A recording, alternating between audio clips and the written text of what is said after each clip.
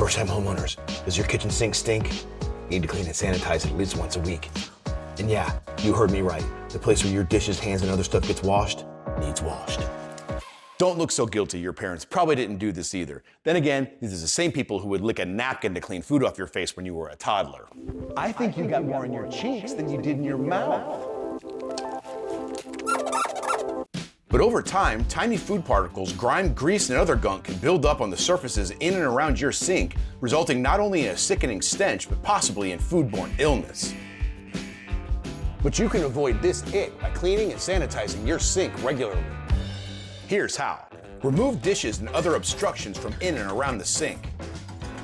Rinse food, flotsam, and jetsam into your sink strainer or garbage disposal. Empty the sink strainer into the trash or run your garbage disposal along with the cold water for at least 20 seconds. Clean up grease remnants, even if there's no visible grime, by putting dish soap on a sponge or brush and scrubbing out the sink. Thoroughly rinse soap out of the sink before sanitizing to avoid inadvertently mixing cleaning products into a dangerous concoction.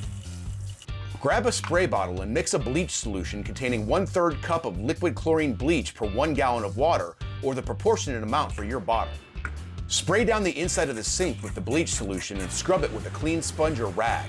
Now kill off stubborn bacteria and viruses by spraying down the sink again, including the faucet and handles, with your bleach solution and letting it sit for at least 5 minutes.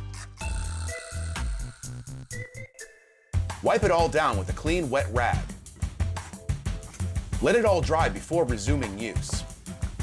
And there you have it. Your kitchen sink and your conscience are clean. And hey, let your parents know there is a such thing as pre-moistened wipes. Just make sure they don't flush them.